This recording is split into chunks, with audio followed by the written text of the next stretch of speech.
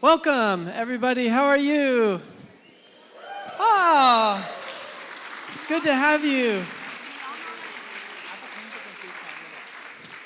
My gosh, is this our 4th time in Switzerland? And the first time the mirror event in Switzerland, that's amazing. Yeah.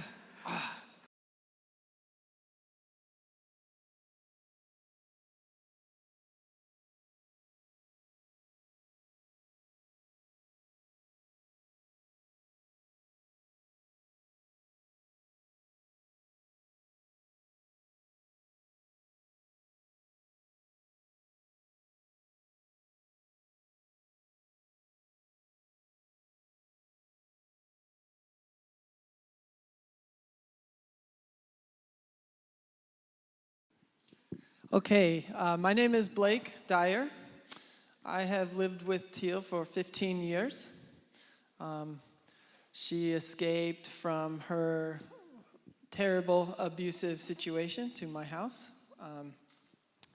And yeah, I when I first met her, I had never really seen someone in so much pain in my whole life. You know, a lot of pain, and I was like, oh wow, I can help this person experience happiness, you know, like I do. And I realized that I was just suppressing, and she was, she made me realize that I was just coping with my life, and I wasn't quite like a true happiness.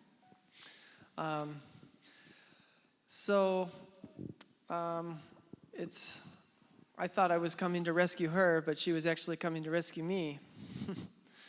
I'm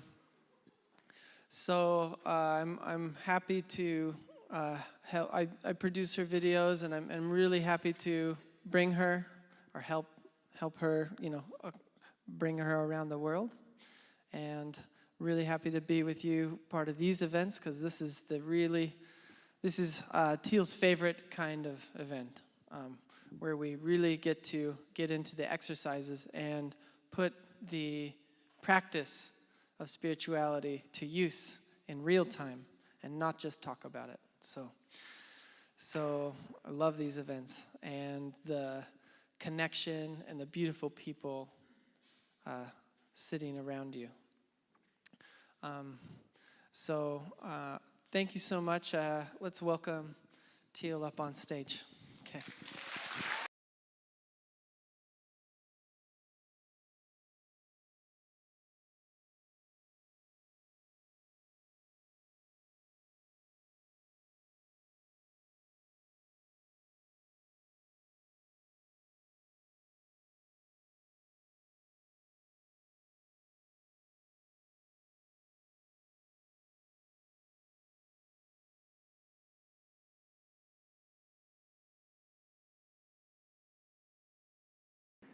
I've got you here for 3 straight days, so there's something important before I dive into the meat of this workshop that I need to expose, and that is my team members. Can I have you guys just step up here in front of everybody for me?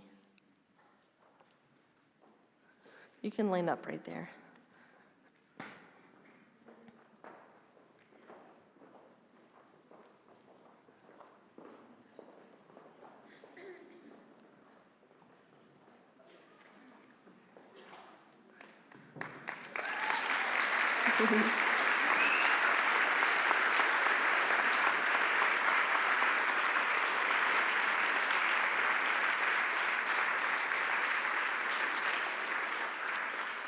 I want you to memorize these faces. Because if any of you get stuck or triggered or feel like you need help with any of the exercises or anything over the course of the next 3 days, these are the faces to look for. They have come here with the express intention of assisting you in whatever you came here to accomplish. Okay?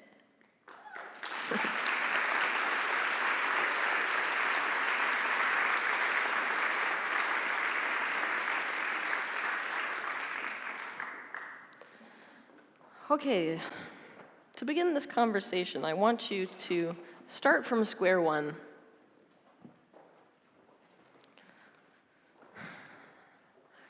From square one, I want you to imagine a consciousness that has no beginning or end. The closest that most people can come to mentally conceptualizing of this is to imagine a television screen, but like a television screen that doesn't end, right? So there's no way that it begins, there's no place that it ends, and all that you see on that TV screen is static, right? You can see that that static is one single type of energy. This is the best way that we can mentally conceptualize of what we call source, or what many people call God. It is just united collective consciousness, which is the capacity to perceive and the capacity to bring forth new thought. What a thought does is it creates a differentiation within that static. So the same way that you start with static on a TV screen and then it condenses to form an image where you start to see the definition. So if there's a picture on a TV screen, the static will condense to create the pixels associated with a flower, right? So I want you to think about something interesting. Imagine that that collective consciousness that is completely united at this point has the thought, I. Do any of you see why this is a problem? You can't think the thought I without simultaneously giving rise to the concept of other. One does not come without the other. It is an impossibility. So it is when source itself thought the thought I, specifically the question, what am I, that suddenly this crack forms within the oneness. That was the first time that there was even a concept that there was something else to be in relationship to. But this is when source itself got into some trouble. Because obviously, if it thought the thought I, but there's nothing that is not it, it has nothing to be in relationship to.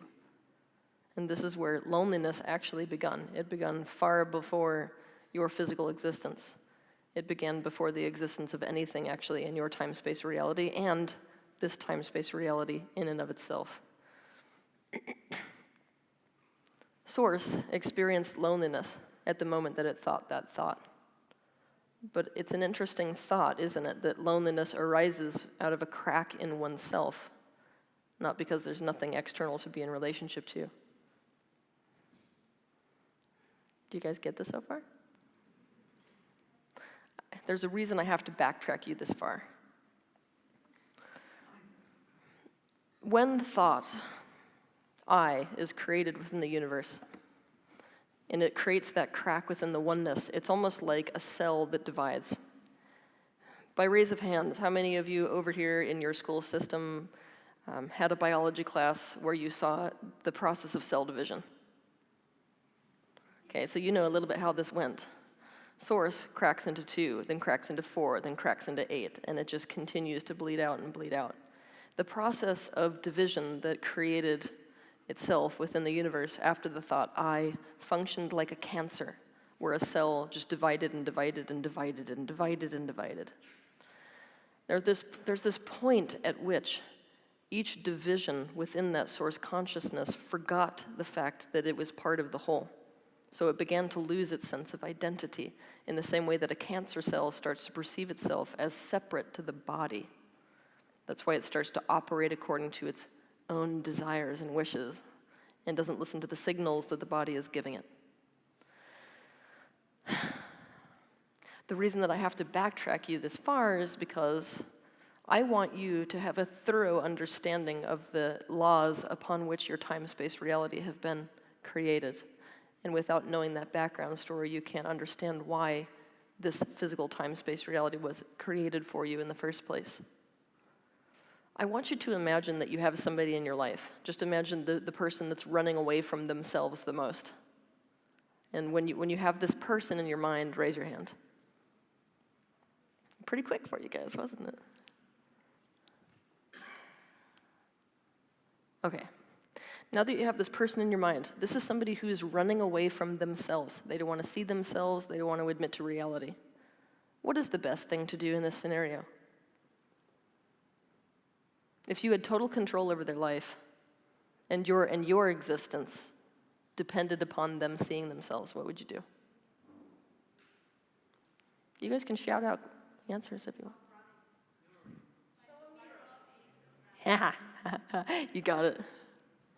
Show them a mirror. So what if they turned right? Another mirror. A 360-degree mirror, right? You'd trap them in a mirror. This is what Source did. When Source started to conceive of the fact that it was this separation occurring within itself, that all beings in existence, all things that were created after that thought, were beginning, like a cancer cell, to become more and more and more and more separated, and thus run from its true nature, which is the totality of Source, right? It created a 360-degree mirror hologram of no escape. So it's like if you got a coin, you got a positive side and a flip side, right? The positive side of the coin is that down here in your time-space reality, living in a 360-degree mirror hologram, which is where you are right now, you have the perfect environment in order to create the reality that you live in. And when you are in the process of doing that, which I'll help you to do during this workshop, you're going to be creating the expansion of Source consciousness, meaning the more that you line up with your desire, the more that Source lines up with what it actually is, and the more that it comes into a space of self-awareness. But the flip side, this is the negative side, is that y'all have been trapped here by Source. That's sometimes why it feels like you're a bit in a prison, because it has trapped you almost like it has trapped a cancer cell, so that you will recognize everything about yourself and thus come back to the awareness of Source consciousness itself. So you're down here to become completely 100% aware. What most people have been calling the law of attraction is simply them recognizing the fact that they are trapped in a 360-degree mirror. They recognize that when they think a thought, it shows up in their external reality. But that's a very baseline understanding of law of attraction. Like really, really kindergarten understanding of law of attraction. As you progress in alignment with awareness, your awareness of the law of attraction itself, like I said, comes with a flip side. It's not always going to be this like, oh my God, if I want a Ferrari, I can get one type of a attitude.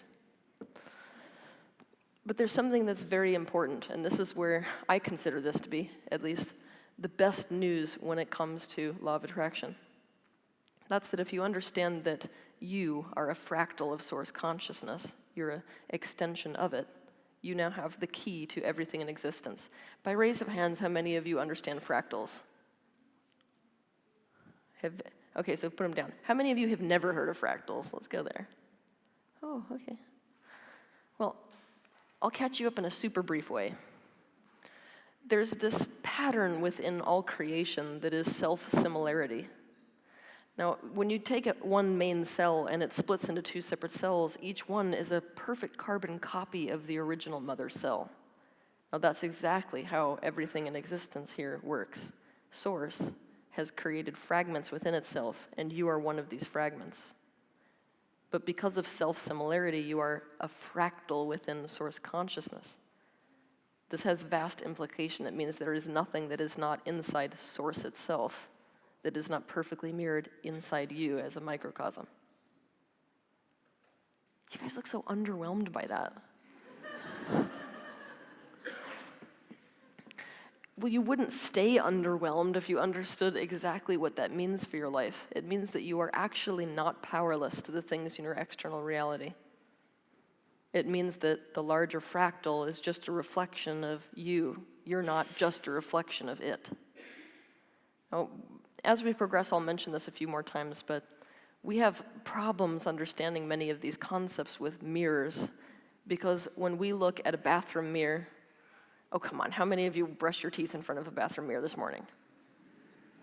Okay, so you're familiar with mirrors. When you stand in front of that bathroom mirror, you don't look at the reflection in the mirror as if it is real, right? But in this 360-degree mirror hologram, both the reflection and what is being reflected are real. That's how Source manages to create a 360-degree mirror for everybody in existence. I'm real, you're real. I'm a reflection of you, you're a reflection of me. We're both real. Cool, huh? So it's almost like, imagine you could reach out and your own reflection reaches back, but can perfectly interact with you. That is literally the reality that you're living in. Now, if there's something in my external reality that I feel totally powerless to and afraid of, that just means I've got a part of myself that I'm feeling powerless to and afraid of. This is everything in your time-space reality. Most of us are running away from all kinds of things externally without realizing they exist within us. This will make more and more sense over the course of this week. But what I want you to concern yourself with primarily, if you're going to address yourself as a fractal, right? We can't address the universe at large, or most of us can't. It's pretty daunting when I come up to you and I say, it's your responsibility to solve global climate change, right? That seems like a daunting task. And that's only one issue in a tiny little planet, in a tiny little solar system in just this universe. So, the only way really to feel like you have genuine control over something is to actually make use of the mirror, which is what I wanted to teach you in this workshop over the course of the next 3 days. I want to teach you, by comprehending all these concepts that I'm going to be teaching you, how to find these aspects internally and to create the shift there so that your external world begins to mirror it. It's really exciting, I promise. You guys are so polite. So, within Source, you now know that you are a fractal of Source, right? So, just like a tiny little cell that is a perfect carbon copy of the larger cell that you are also a part of, right?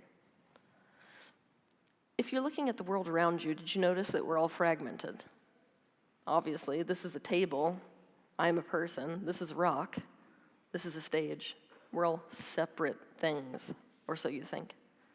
All of these things in the universe, regardless of whether they're living or non-living, are these fractals within Source consciousness. Now, if self-similarity is a reality, what does that mean about you and your internal reality? Does it mean that you're whole, or does it mean that you're also fragmented? Well, both, really. But for the sake of this conversation, you're also fragmented.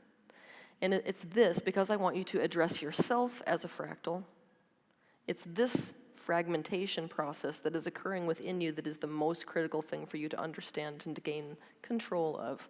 And I say control not in the like horrifying, I have power over other parts of me way, but if you want to exact your free will upon the time-space reality that you live in, it is the internal fragmentation process which you have to become the most aware of.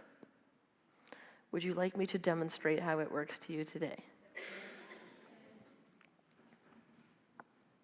Okay, what I need is, I need 6 of my team members up here on stage with me.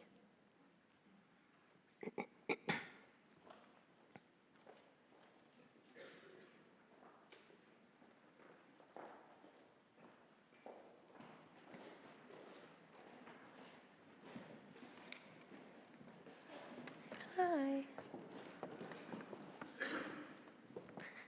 I need the coat hanger. Is it there? Is anybody in the audience feeling brave today? Let's do you. Come bring this up front.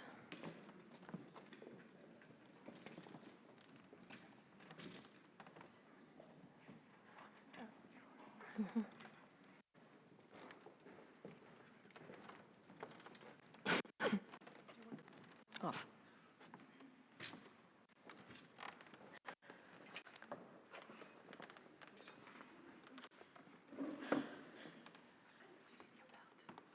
I do, yes. I'm going to hide back here for the remainder of the performance.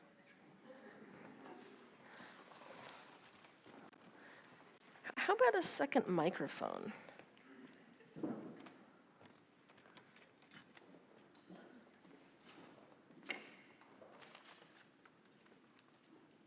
Anyone? Second microphone.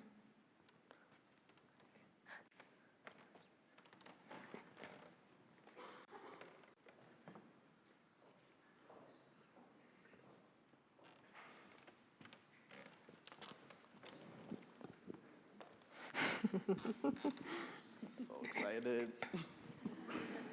Are you really? No. Fuck yeah.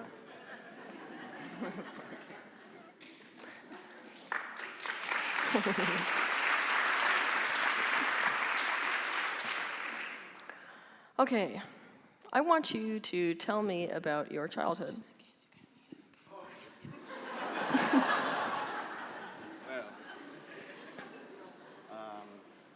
had a very, very challenging childhood. Make out with the microphone. Yeah, I had very, very challenging childhood. Used to be extremely lonely, very introverted, and playing computer games all day long because I had nothing else to do that felt some kind of peace. Okay. The thing that causes fragmentation internally in a physical human is trauma. To define trauma for you very quickly, it is distress without resolution. It's that simple. Obviously, when most of us hear the word trauma, we're thinking about really extreme stuff. We're thinking about that car wreck that happens at 70 miles an hour and now we've lost family members and things like that. Or we're thinking sexual abuse, or we're thinking war, right?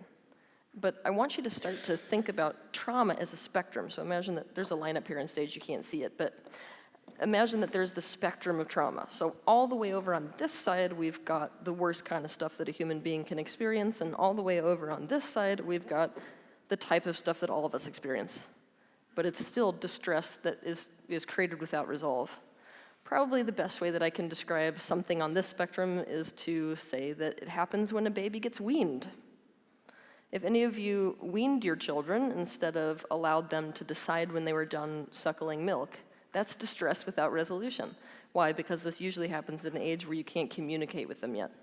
So you can't create any meaning for them which would help them come out of that state of distress.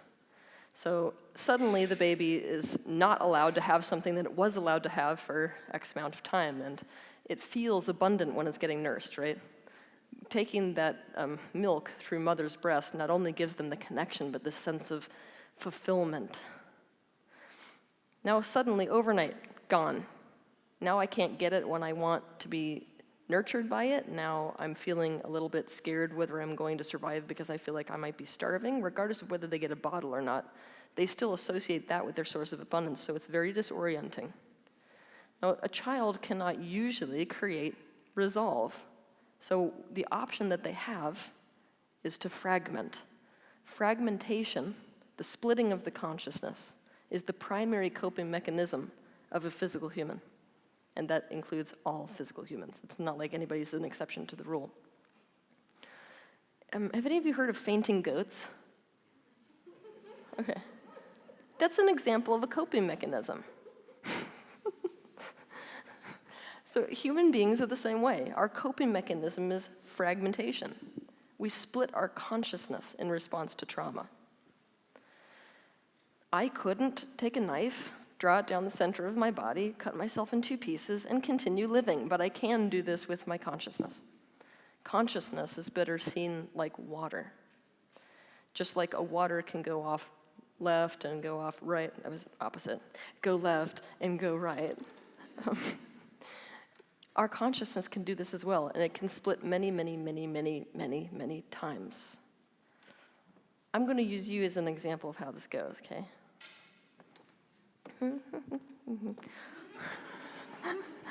Okay, so back in childhood, give me one distressing event. One distressing event. I remember being a small kid, wanting to express myself and dance and sing, and I was immediately rejected. Do not do that. Why? Because at that time, my family member felt that it's embarrassing them, so they projected this on me. Why is it embarrassing them? What? Why is it embarrassing them? Because they had their own traumas when they were young, and they Well, got that's a triggered. cop-out. Do you see this here? This represents the physical dimension. So let's pretend that this is the separation between the external world and the internal world, right? So what most of you see versus what's happening on the inside of somebody's reality, right? The primary issue, and I need you to literally deconstruct this way of looking at the world today. I want you to destroy this concept of singularity. When I'm standing here in the 3D reality, you see me as Teal Swan. You're probably not calling me by 50 different names, right? And I'm probably not going to introduce myself by 50 different names. I'm not going to go to you and say, I'm Megan, and go to you and say, I'm Nancy, and go to you and say, I'm Ilan. I'm going to say I'm Teal Swan. This is a problem already because it means I see myself as a singularity, as one unit. But what did we just address? If I am a fractal of greater source, which is currently fragmented, what is my internal truth? Right? So, the first thing that I need you to do to start the next 3 days, and I want you to hold this perspective over the next 3 days, is to consider that inside you, you look a little bit more like a stained glass mirror, where you've got all these different aspects of self that are defined enough to actually be considered as individual personas within one body. Okay? Okay, so you wanted to sing. So, yeah, they got triggered, and that made them project it on me. And that made me fragment. Do you remember the specific example, though? Yeah. What day was it? What day was it? I don't know the day. I remember I was like 4 or 3 years old. Something like this. What room were you in? The living room of my grandma's house. And you just started singing? Yeah. And they said? They told me something like, be quiet. Like, very domineering. Okay. This is like a theme in Europe, I swear. Do you guys realize every talk I've given, the person I've brought up on stage, is talking about loudness? About what? Loudness. Loudness. Yes. Okay. Okay, you ready for what happened that day? This is the aspect of you that's an incredible singer, that loves attention. What did you have to do with this part of you in order to remain close to your parents that day? Suppress it. So what does suppression look like practically? Not do it. Pushing it away. Go further that way. Okay, so what he's going to do with his consciousness is he's going to say, right? He's going to push that away from himself. What's the other side? What's the opposite of this? The opposite of this is embracing it and giving it love. No. What's the opposite of the one who loves attention and loves to perform and is a singer? The opposite is the one who is lonely.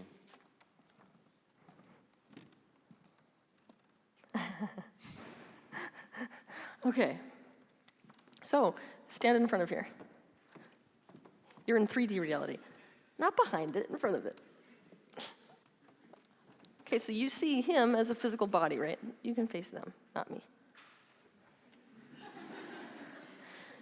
The truth of what's happening inside of him is that day he created a fragment between the aspect of himself that can be quiet and that is going to do exactly what mom and dad want, that's not going to make a fool of himself by being overly showy.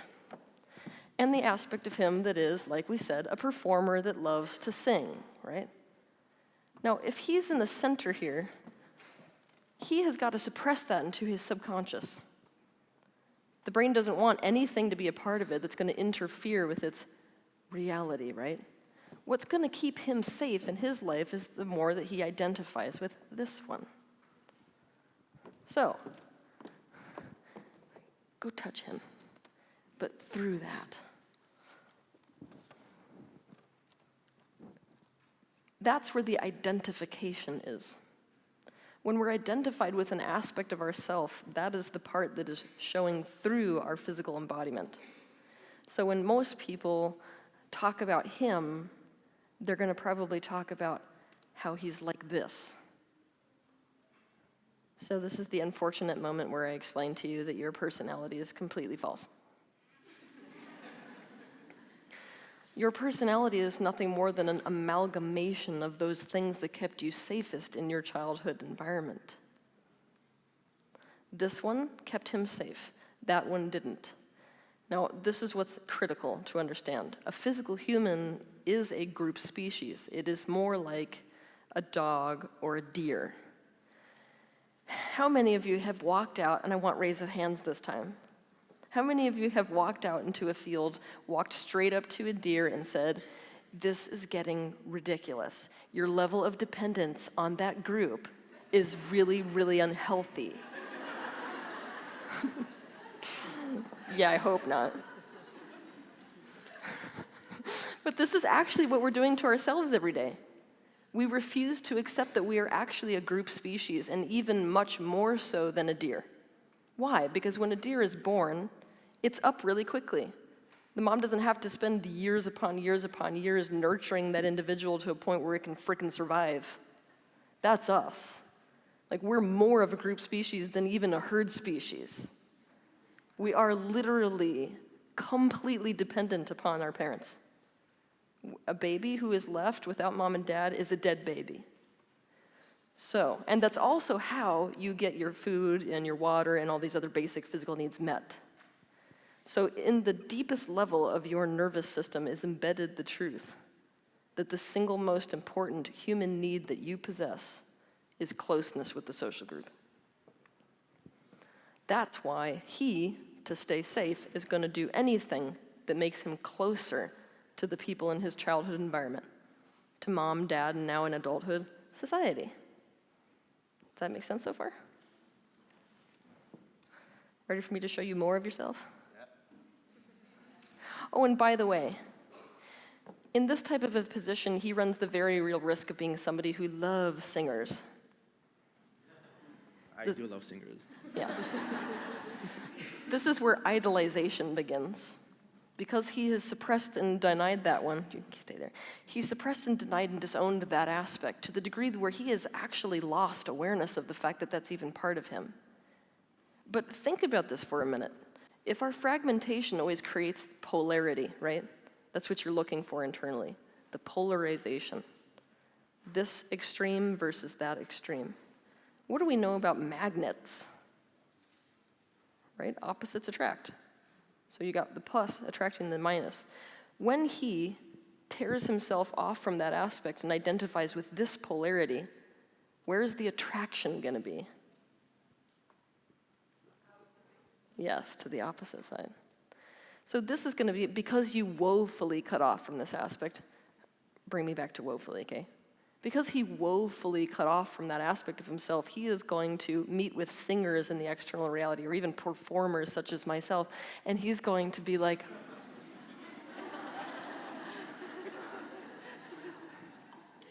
Totally what's happening right now.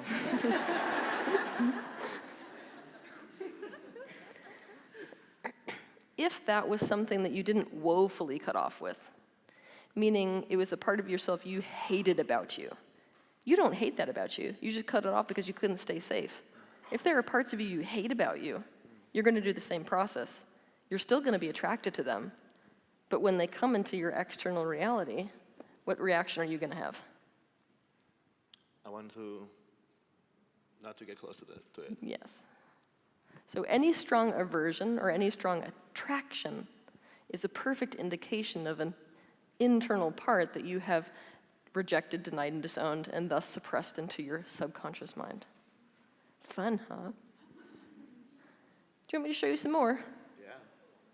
Okay, go back here and represent that polarity again. Give me another scenario.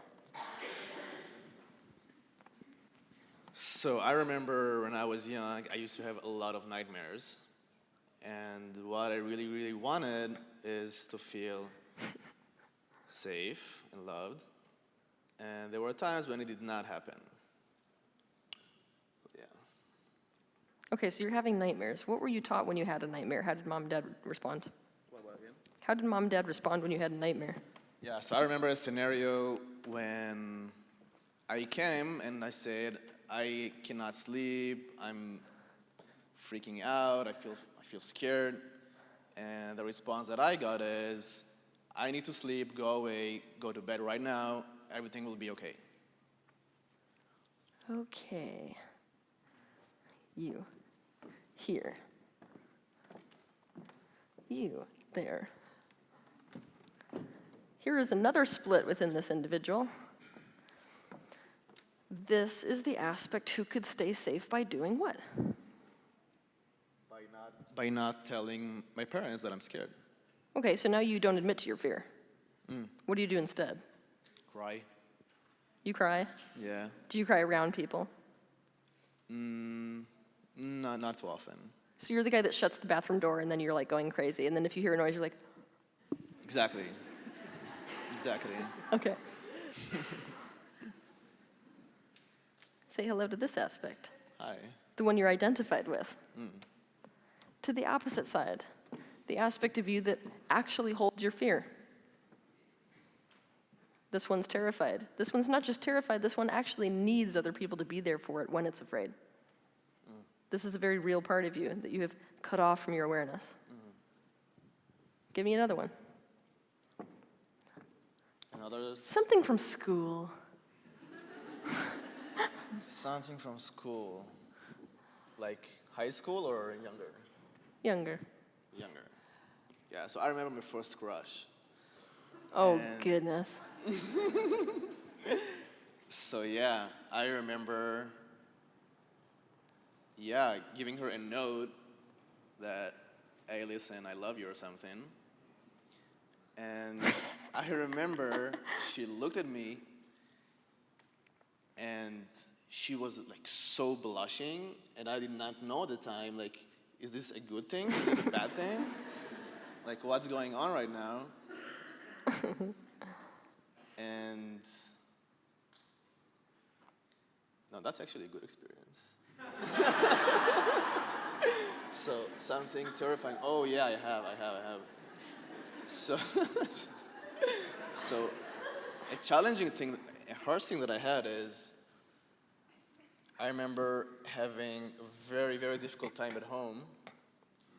And I remember going back to school and I could not help it, but when I got in the class, I was late, and immediately, like, I was holding it, and I just started crying. I just could not take it anymore. And yeah, I remember seeing my teacher see that, and I felt so much shame and alone. That's the same split you just described. So it's a very big one. Yeah. The part of you that is capable of really showing emotions is one of your most suppressed aspects. See, you can see how somebody has multiple traumas that feed multiple parts, right? So some of our parts are primary, meaning they're the ones that are the most active. And you're really familiar with those parts, especially in the people around you, because we call them sides of a person's personality, right? Some you see a lot. Some, the minute you make a person angry, you know exactly what that personality is like, you know what it's going to be acting like, what it's going to be dressing like, what it's going to be gravitating towards. It's a familiar personality, right? Because it's a very strong part. The more traumas that you have around one category, the stronger that part that kept you safe in that scenario will be. So you should step forward. Yeah, this is your stronger part. You're suppressed. Go back to school. I know you've got it in there. And think about another aspect, like different category. You just tell me about a trauma. It's my job is to figure out these parts. Yeah. Okay. So, yeah, I think that was even before school. So what happened is, I remember going to summer camp And yeah, I was in summer camp, and I remember seeing all the kids over there and thinking to myself, I wish that I could be one of them. Why? So I will feel like I'm in a group, that people love me and care about me and love being around me. How did you cope with that one? I imagined a random person that is playing catch with me, and I was pretending as if I'm having fun, like putting a front. Oh my God, you gave me a good one. You. And you. In order to stay safe in this scenario, you had to split between the aspect of you that really wasn't having fun, the one that feels like it doesn't ever belong. God, you're so perfect for this one. This one doesn't feel like it belongs. This one feels like it's the odd one out. This one feels completely lonely, right? What about this one? Like the opposite of this one?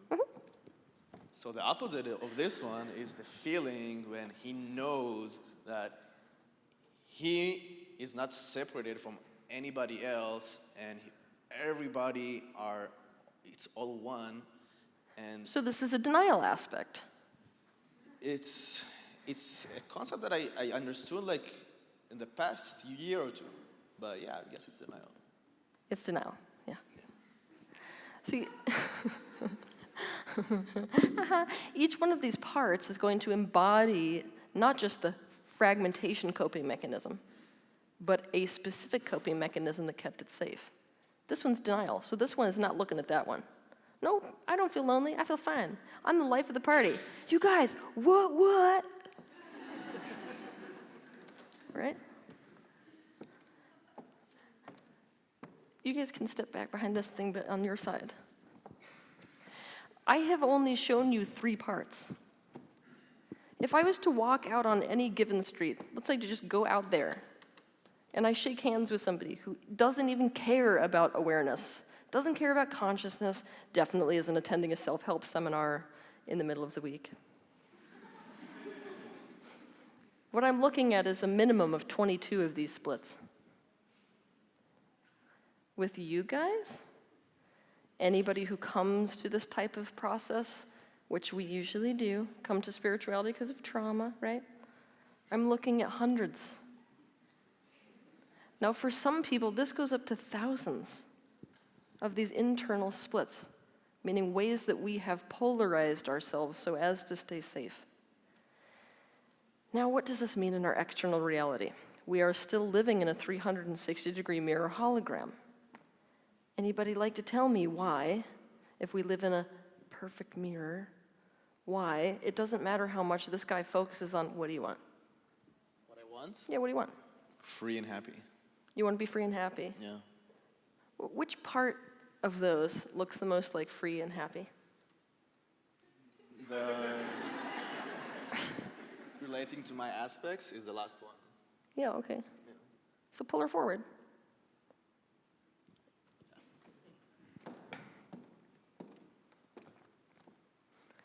This man wants to feel free and happy.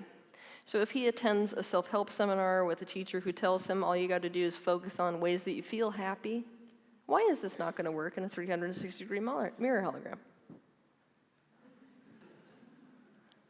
Exactly, many of you guessed it. If a perfect mirror exists in this universe, it's not just going to reflect what he wants it to, is it?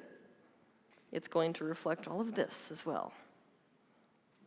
That is why your manifestation hasn't been going very well. Not just that. Your subconscious mind actually holds the majority of the power in terms of your entire consciousness. How many of you learned how to swim? Oh, some of you are going to die, come on. All right, most of you who learned how to swim, what was it like? Do you remember when you first started to learn how to swim? Did you have to focus on it? No. Some of you are like, I didn't have to focus, I was just born a swimmer.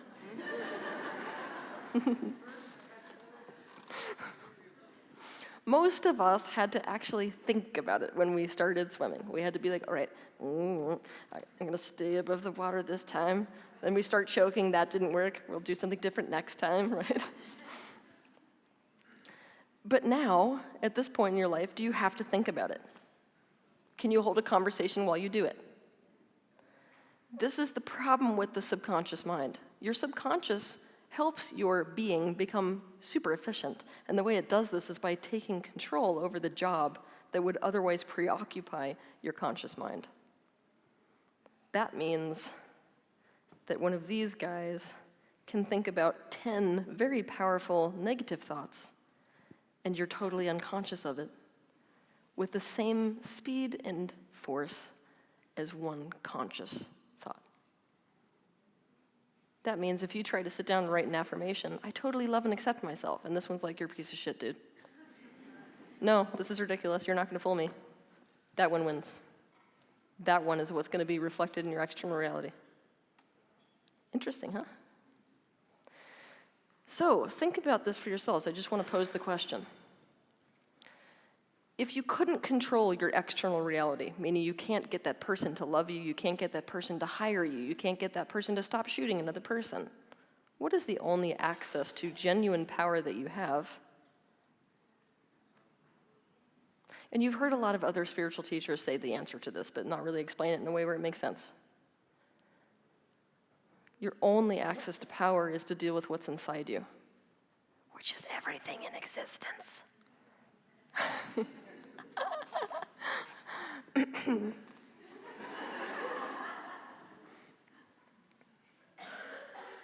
So, let's say in your external world you just can't seem to get away from people in relationships who are performers and singers, and every time you're around them you feel like crap about yourself because you're not as cool as us. It's quite the opposite. No, it's that. Stay with me. Stay with me. Should I say? What would you do?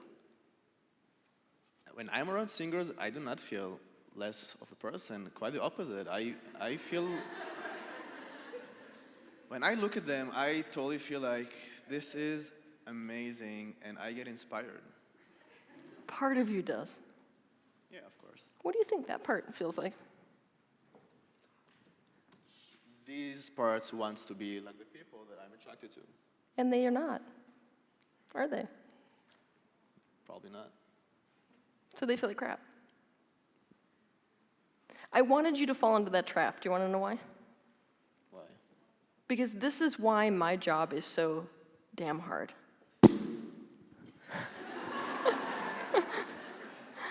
My job is this hard because most people are completely unaware of themselves.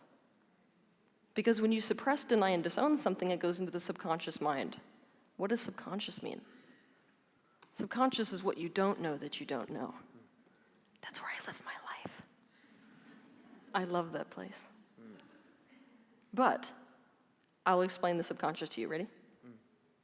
What do you know? In this world, what are you the best at? What I'm the best at? Something you could teach me, even. I don't know if I can teach you that, but the best thing I am is listening to people. And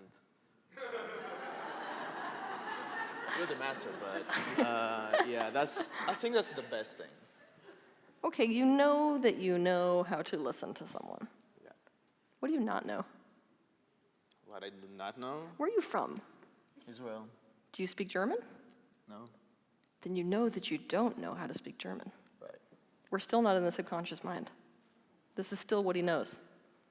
Subconscious is what you don't know that you don't know.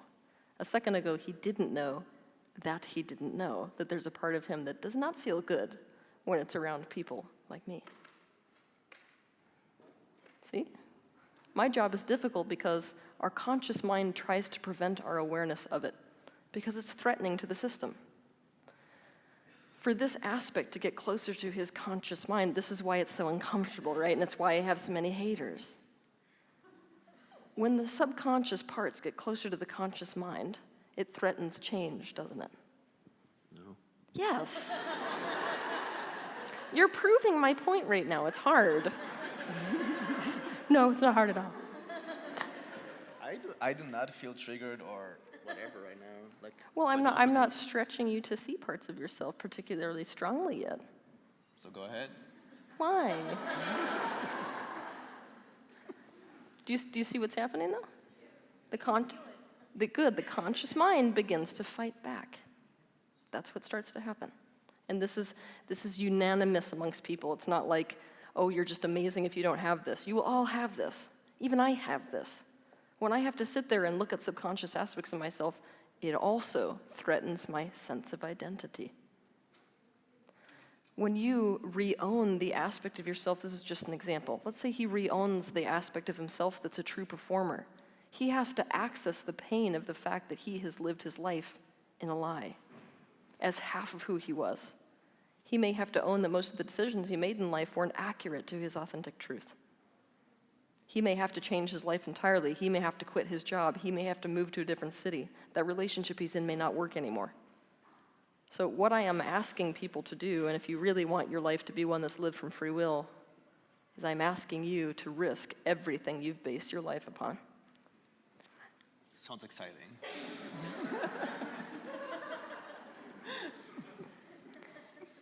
Can I tell you why you are saying that it's exciting?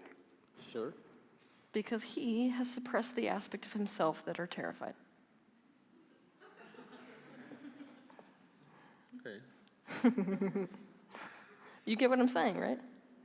What you're seeing in terms of the personality that's bleeding through him on the stage right now, this is also keeping him safe. To be the person that's like, let's do it, and jump off a cliff, right? Right. That's the person who doesn't have to admit to the fact that you're freaking terrified of doing that act. I was scared shitless coming from there to here. I was terrified. Good. More awareness. So if he wants to stop having external things show up in his reality that are painful, and all of you know what those are, many of you came here with them today. Those patterns where it's like again and again and again and again, this continues to happen, and I just can't seem to create anything else than this pattern. It means that there's some aspect inside you haven't seen yet. It means there's something inside that needs to be integrated. Now, what does integration mean?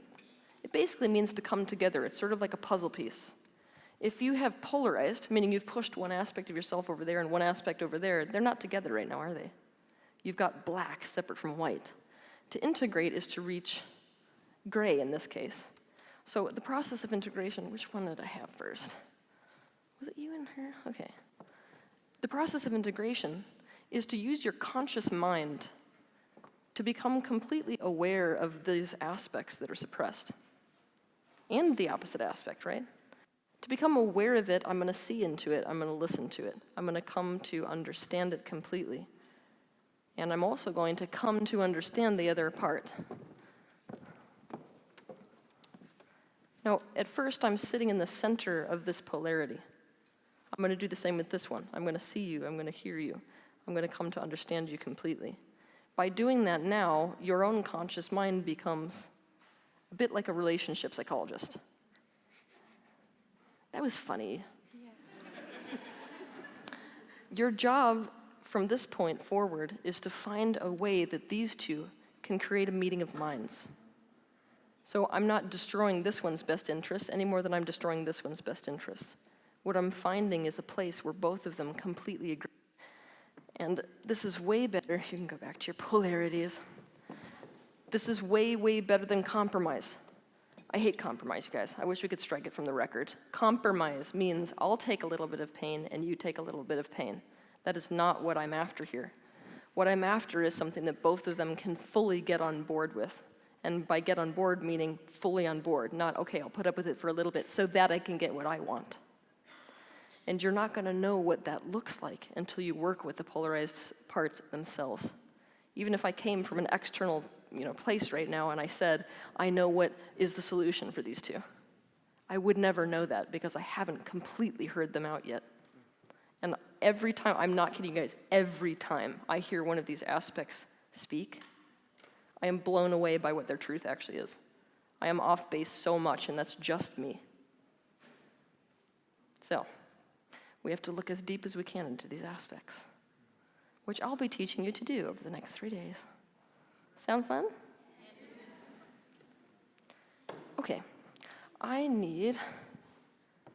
You can stay on stage with me because you're entertaining.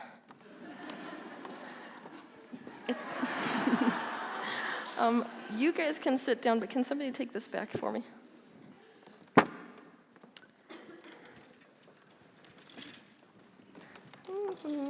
There's so many trap doors here on stage.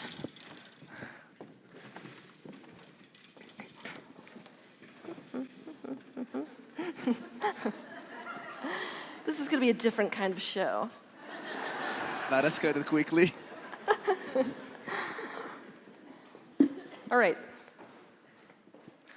There's another thing that I want you to understand about this time-space reality, and that is resistance. To demonstrate resistance, remind me if I get off track, by the way, that this talk is about resistance right now, because I can get off. I need to demonstrate the way that your physical life works in order to explain to you what I mean by resistance. Come back here. I want you to imagine this is source consciousness, right? So the totality of everything that is united consciousness, right? Upon coming into your physical time-space reality, what it does is it projects a portion of itself. Mentally, the best way to get you to imagine this is to imagine an octopus. You know how an octopus has a head and then it reaches this tendril out, right? So source, when it projects into the physical dimension, into your individual life, what it's doing is it's projecting forth, that's what I am, projecting forth you into the 3D. You begin as a thought before you are a thing, right? So that is actually me, right? I'm just a projection of it. This is why it's very important to get there is no real difference between source consciousness, what we've been calling God, and you. You're just a single projection or a fractal from it. Now notice what happens. When I get projected into the physical dimension, I'm still connected, aren't I? Because I am it. This is good news. You don't have to panic about the fact that you could lose your soul or something. It's not possible. Your physical embodiment is created from it. This is also why I don't really agree with these philosophies of, body, mind, soul.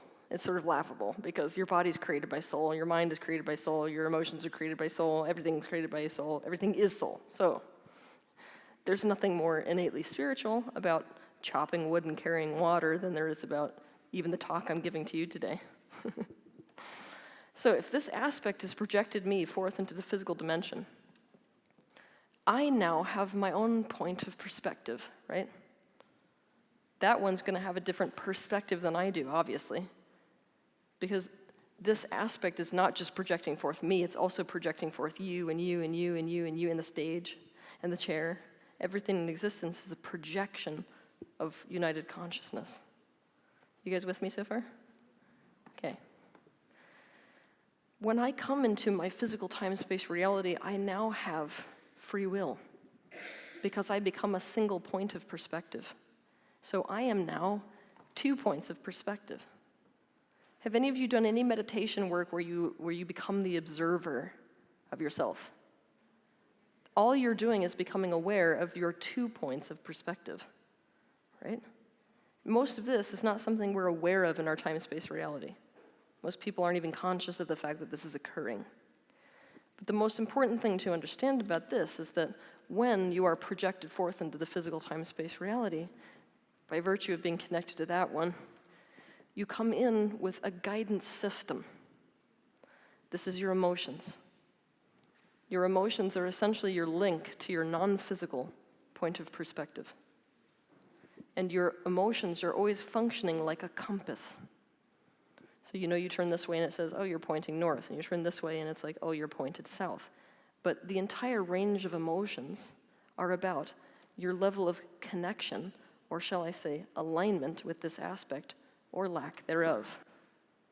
This is why it's really important not only to be aware of your emotions, but to use them to go in the direction of what it is that you're wanting. So here's how this happens. In my life, when I experience your contrasting environment, Meaning I look in the mirror, right? And I decide there are things in that mirror that I like. And there are things in that mirror that I dislike. I can't help but give rise to desire. The minute I give rise to a desire, that aspect of me aligns perfectly with that frequency. It's as if I'm saying, this is what you are. So, come here. So when I have a desire, hold on to that. Don't kill me now. That was such an inside joke. When I project forth a desire, I'm actually pushing it into the expanded space. Now, why is that aspect of me able to vibrate perfectly at that frequency? Because it has no resistance. From that united perspective, there is nothing preventing it from what I am wanting. From my physical perspective, there's plenty of things preventing me from what I'm wanting. So let's take what he said earlier. He would like to be a singer. That's the desire. The minute he has the desire to be a singer, Source itself, actually, and what you are calling his higher self, adopts that frequency instantly. It literally is a singer at that second. But here I am in my life, and I have thoughts and experiences that contradict the idea that that is possible. So I might say, well, nobody can make money being a singer. Instead of coming into alignment with that, I'm pulling farther away, aren't I? And then I might have another thought. God, if I become a singer, my whole family's going to abandon me and think I'm ridiculous. Now I'm going to start feeling worse and worse. This is what your emotions are about. The worse that I'm feeling, the farther apart and less aligned I am actually with my own desires and my higher self. When I feel better, let's say I think a thought like, actually, I'm pretty handsome. I could probably be good on stage. I start to feel relief because I'm starting to go in the direction of not only my own desires, but that frequency that is now held by source consciousness. Do you see how that's working? So resistance, which is any oppositional force. That's what I want you to get at. Any of you who have notes. Resistance, which is the most important thing for you to understand if you want to consciously create your reality. Resistance is nothing more than any oppositional force. And as it applies to a physical human, this comes in the form of thoughts, words, and actions, and beliefs. So, I am in resistance to what it is that I'm wanting, and in resistance to source consciousness. Now I'm feeling pain. Pain is about resistance. Does that make sense to you so far? So much. This is very dangerous. Because what happens when I get far enough over here, meaning there's such a vibrational difference, like a gap in frequencies between what I'm thinking and what I'm doing in my life and where my desires are, and thus source consciousness, or the greater part of me is. If there's so much tension on this that I can't get myself to climb that ladder, so to speak, to align with my higher self or my desires, this is where people get into a space where they're a match to death, where the only possible way to expand is to exit your time-space reality. All suicides are about this. Addicts who end up dying, it's about this. Even high-speed car wrecks where you die, is about this. It means I'm so far removed from what I truly am or what I'm actually wanting, there is no way to close this gap without death. Which is part of why I have such a vested interest in teaching you how to consciously close that gap. Now, why, in the bigger scheme of things, is it important for you to close the gap? Because this universe understands the concept of expansion. Every time you desire a new desire, that actually makes Source more aware of what it is. So it's like every new thought that can never be thought in existence, Source goes, that's me. So the misconception that most of us have is that Source knows all, right? Most of you have been led to believe this. Most religious philosophies teach you that God is in this all-knowing space, right? And you're supposed to catch up. But that's not the way that Source actually functions. Source, just like you, has a subconscious. It is dedicated right now to becoming aware. but it has become aware to the degree that it now knows that it has a subconscious, and so it wants to become as aware as possible. Makes sense, right? Totally.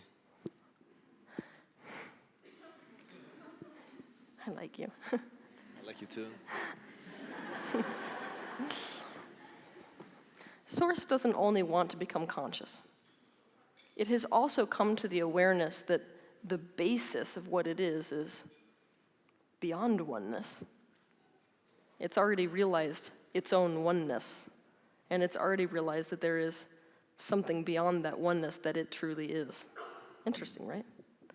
It has recognized that all these fragmented aspects of itself are reaching a point where now they are wanting to come back to the oneness. So all movement within the universe right now is back in the direction of integration, coming back towards becoming one again, and then moving beyond oneness. This is sort of funny, but I want to go here.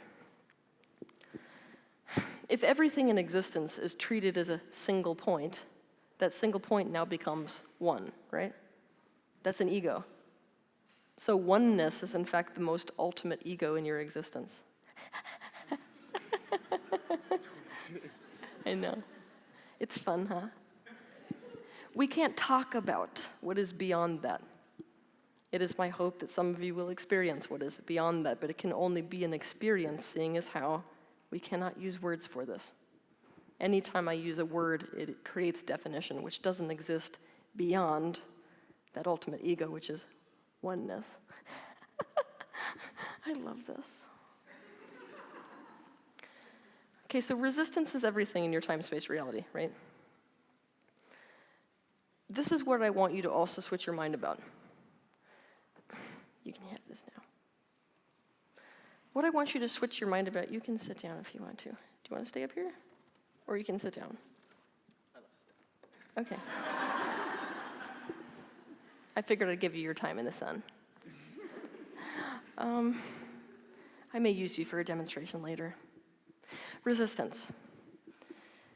The majority of people who will teach you in the self-help and spiritual field and all of these fields, if you combine them as one, self-development, right?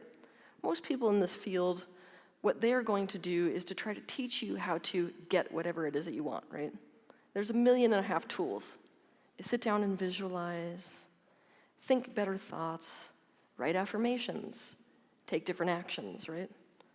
What if I told you that this is about the slowest way you could go about doing anything? Would that make you excited or upset? It makes me very curious because so the affirmation thing, for me, it's just taking the focus on something else and not going with the resistance. I need my volunteers back on stage.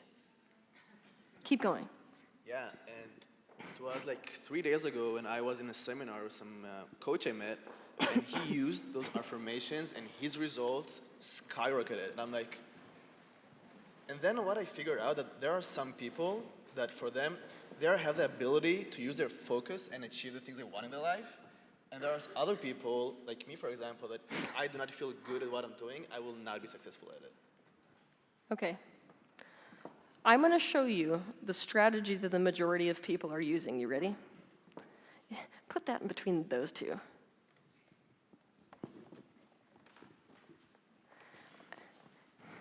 I'll tell you what to do in a minute. I want you to be able to mentally conceptualize of resistance, all right?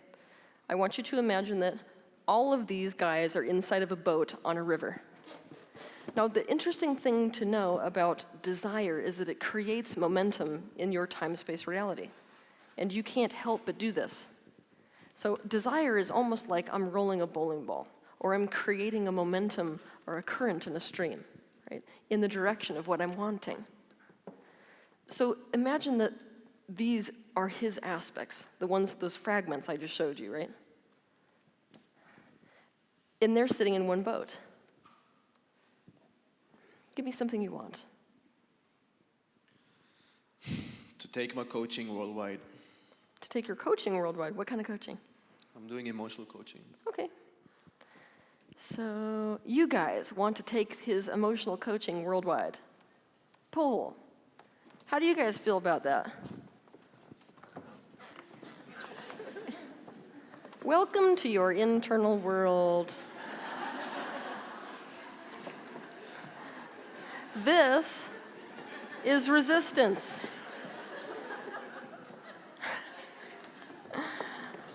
Okay, you don't have to be so extreme about it, but you do have to be extreme.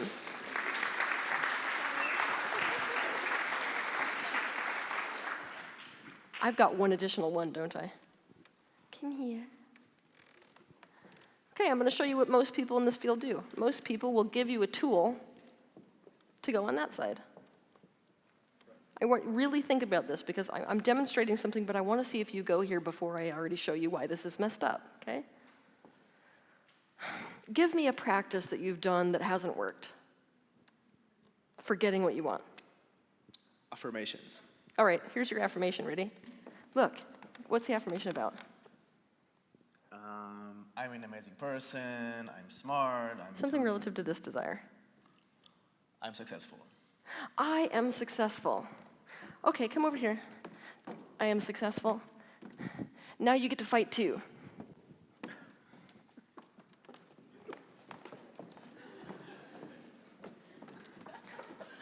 Well, it didn't really work that well. I felt a little bit better for a little while. So then you go find another tool, don't you? Yeah. And then you go find another tool, don't you? Why is it not working? Or why is there still pain? Because we didn't do anything to resolve this. What if I told you that the way to approach trying to get what you want has nothing to do with putting any energy towards what you actually want? What if I told you that you don't have to even focus on it at all? If you have a desire, you will instantaneously line up with it that fast, provided you have no resistance. Exciting, right? So what strategy do we have to use instead?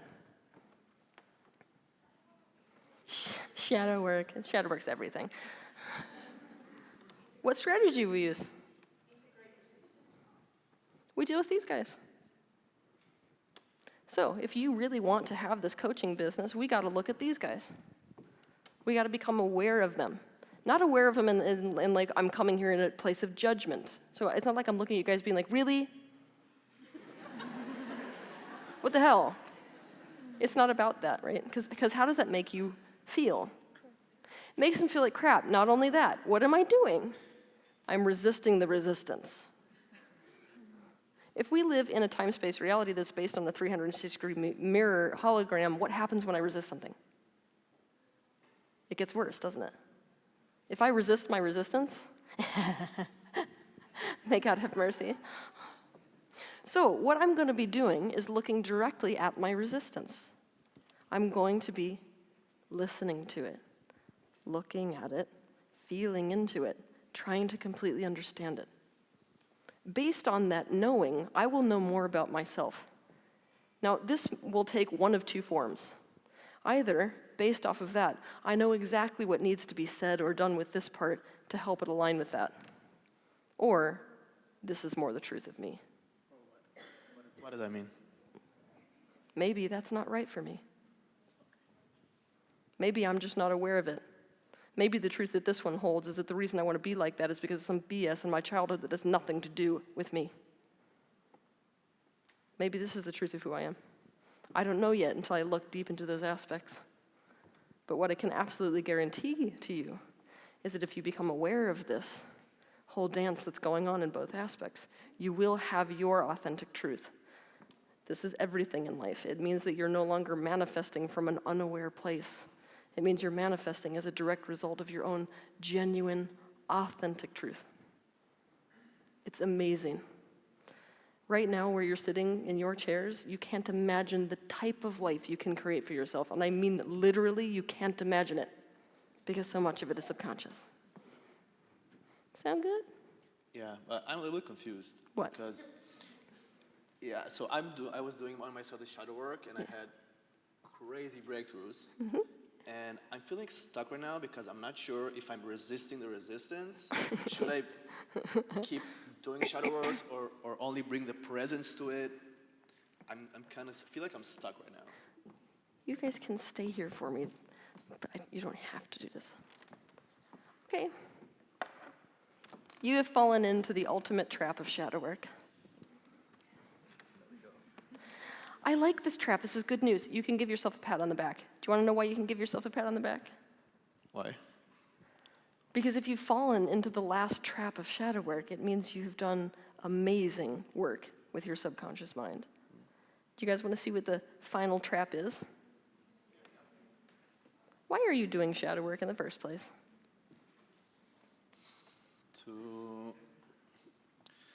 To be in the flow and to feel good and to allow myself share the love that I can give. Okay, I'm going to show you why this isn't happening. Ready? Yes. You're doing shadow work to get the parts of you that don't feel good to change, right? Yeah. So let's imagine that he's my parent, right? And I'm the child. And you're only really being present with me because you want me to feel better, right? Role play.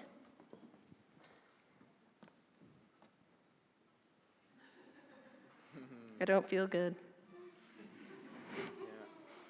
And this immediately, I had this coming through my life, and it immediately surfaced a memory when I was like 13, 14. Like, this is a very strong aspect. Yet again, you're thinking about yourself. Yeah. How do you feel? I feel crappy. I don't feel very good. It's okay. It's like, I'm here with you, like, probably. What if we feel bad forever?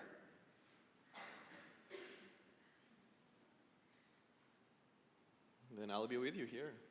Okay, but if that was the truth, you wouldn't be having this problem. I know. Like, I know logically how it goes, that emotion is something that not click. Because of this.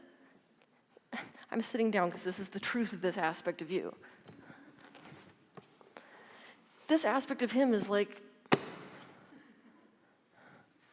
I don't want to have to feel better. Why do you keep changing me?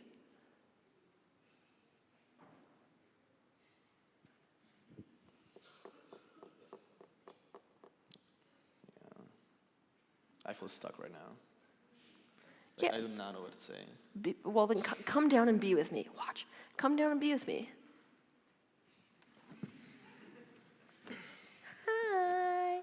Hey, What if we sit here all day long? that could be awesome. And then the next day? I love that. And then the next day? I love that you're smiling.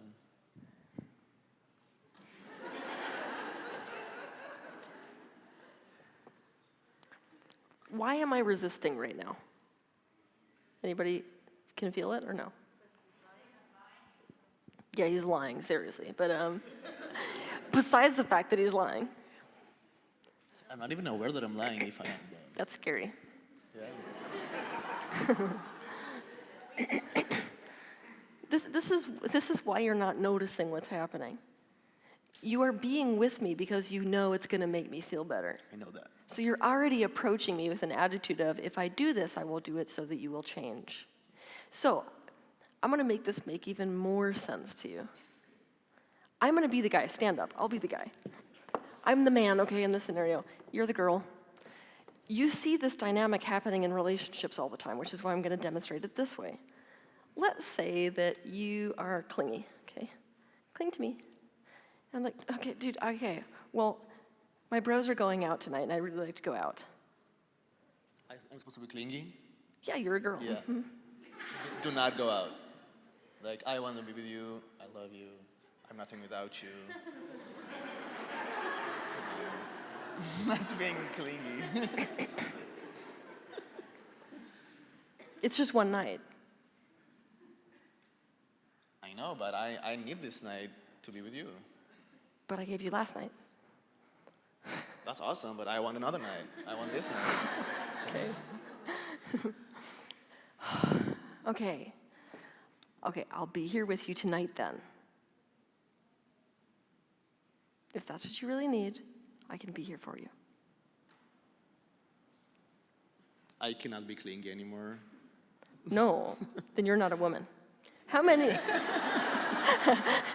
Okay, how, by raise of hands, look at this. By raise of hands, and women are the ones that get to answer this question. By raise of hands, how many of you felt good when I said that? Oh my God, you guys, uh-oh.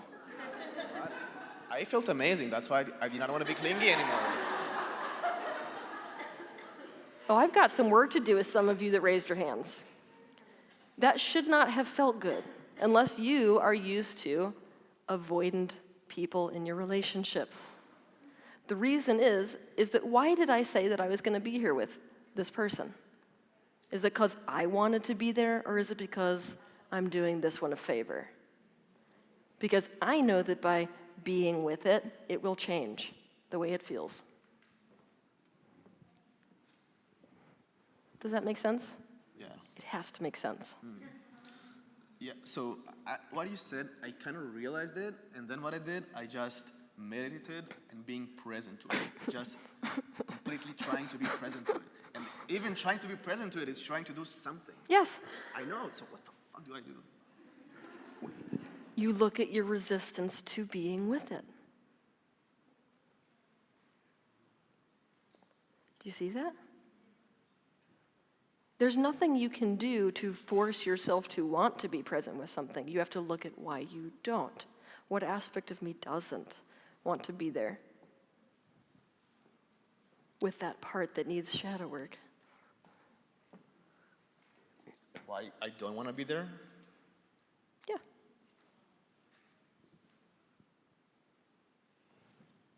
Oh, there is a voice in my head just said, it might take forever.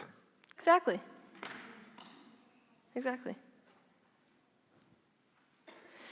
So this is what that part of you hears. I am on a timeline. Now, most of you who have been in relationships like this know how painful this is. It's the person that doesn't really want to be at home with you and they'd rather be somewhere else. So you know that you've got to get it in quick because this person's not going to stay for long.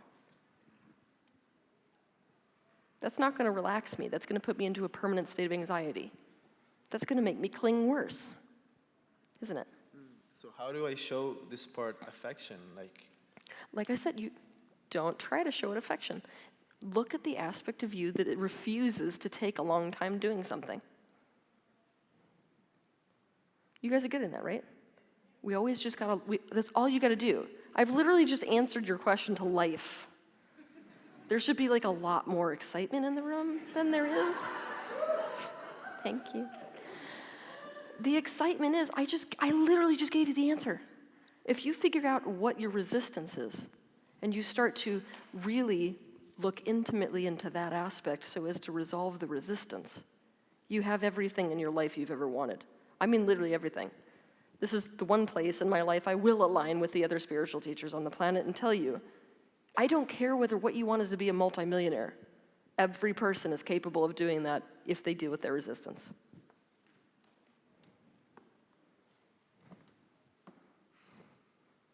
Oh my God, no, $1 million, it's so hard for me.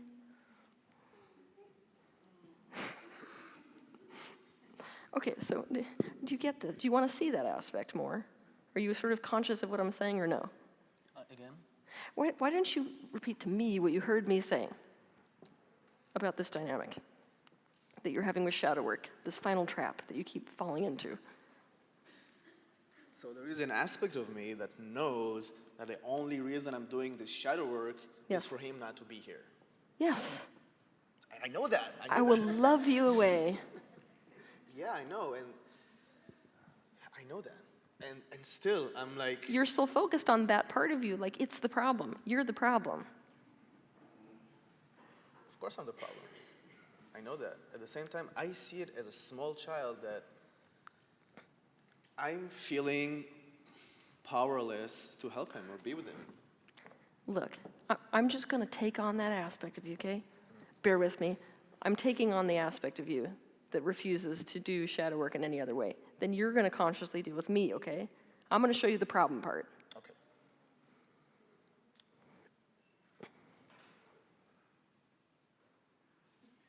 Hi. Hi. You seem very distant. I don't think that I'd say that I'm distant. I think that I'm present. Okay. How do you feel?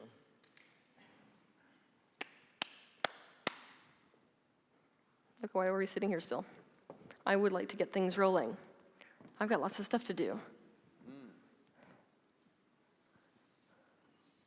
What would you like to do? Get those guys on board with me. Why?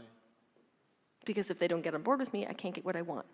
I have a lot of things and a lot of goals to achieve. And if they are pulling against me, I can't do that. So what should we do then? You figure it out. It's not my job. What we could do, we could go to these guys. I did it already. Yeah, and we can talk with them and see how Hi. they feel. What's your problem? I'm scared. This one's scared. That's okay. You don't have to be scared. It's okay to be scared. What do you need?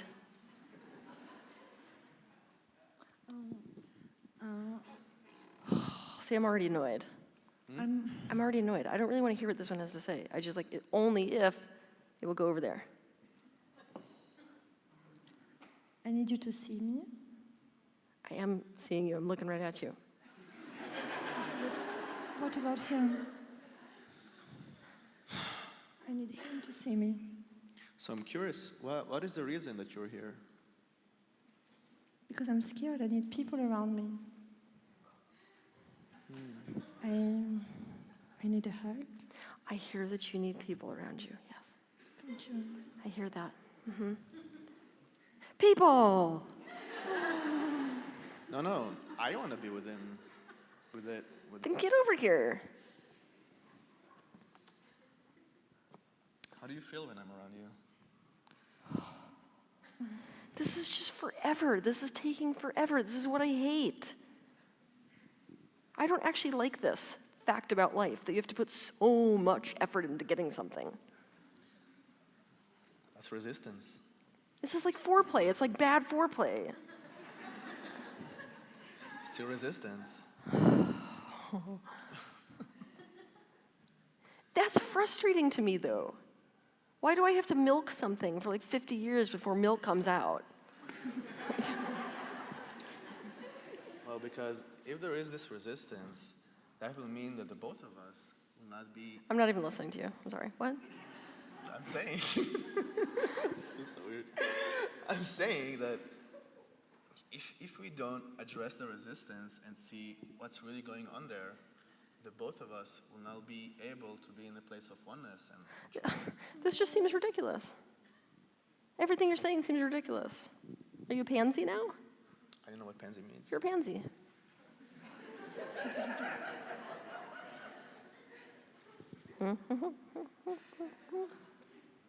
I feel very confused right now. I don't care whether you're confused. I'm not confused. I know what I want. What do I you want to go want? get it. What do you want? Success. Fast cars, sexy women. Pizza. I want pizza. Yeah. All those things. So let's go get it. I'm going to do that, but every time I do that, this one's like, "Nyeh." Oh my God. So what we should do, we should find a place that the both of us can find resolution and a middle ground. Because as you experience, you know that if you go and continue this way, it will be too hard. See, this is what I can't stand. I can't stand the idea that it's going to take so much effort to be in a relationship with something. This shouldn't be this difficult.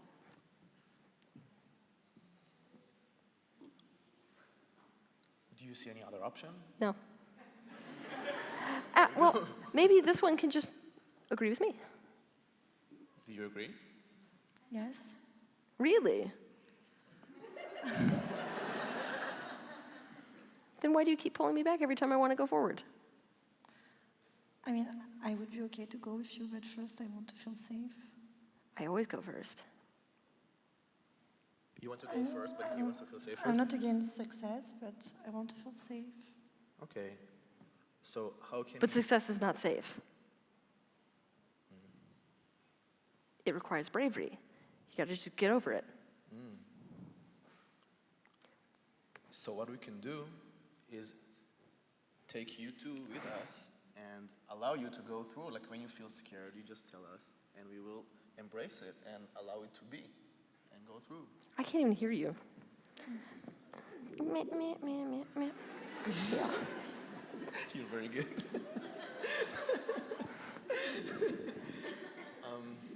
What do you feel right about what I just said? I didn't even hear you. I'm thinking about pizza. Yeah. So what I said is, what we could do, we could take this aspect of us and take it with us and give him space also. Look. Come on. Come on. Get. And that's why I can't accomplish anything. And now I feel stuck. Why do I have to agree with this? I'm convinced that if I stay with this one, I'm going to be on a bed eating pizza, but in my apartment, not in a place I want to be eating pizza. In my apartment. With no girls. And no furniture.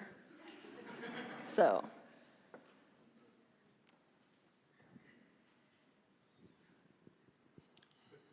You agree with me, don't you? I'm not sure yet.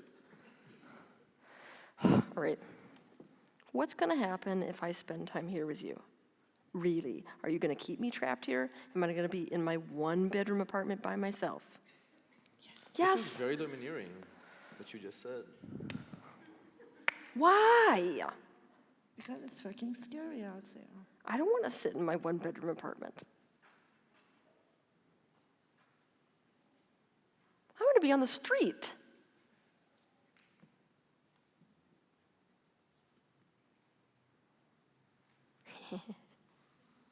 You're stuck, aren't you? I am. So am I.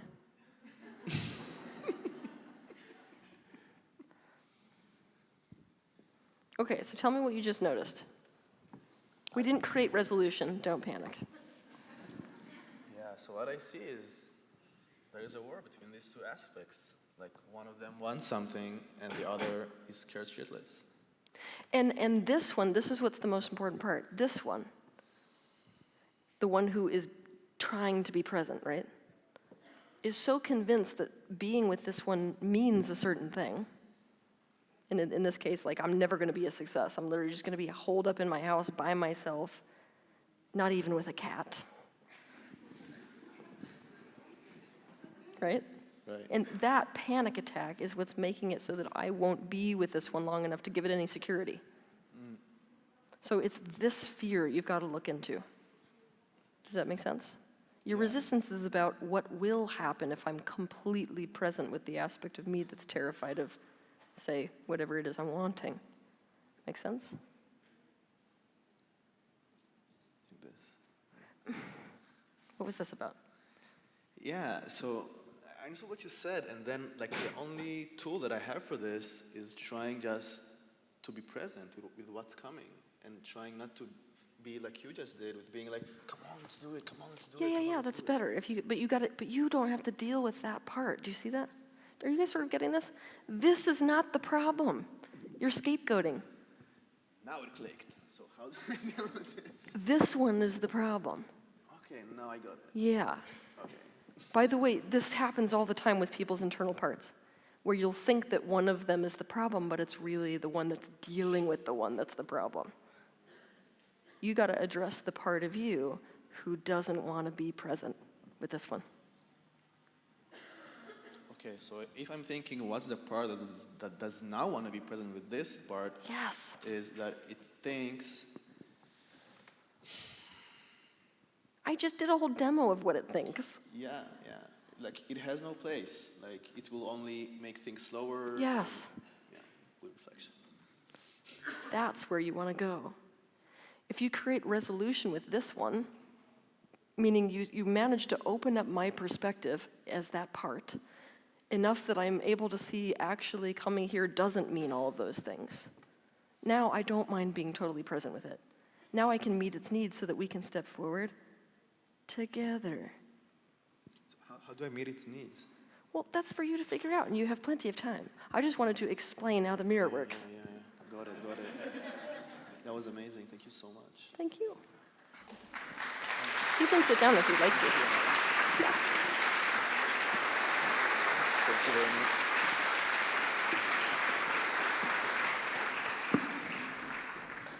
Let me see if I've kept myself on track with what I wanted to teach. 10 seconds. Yes.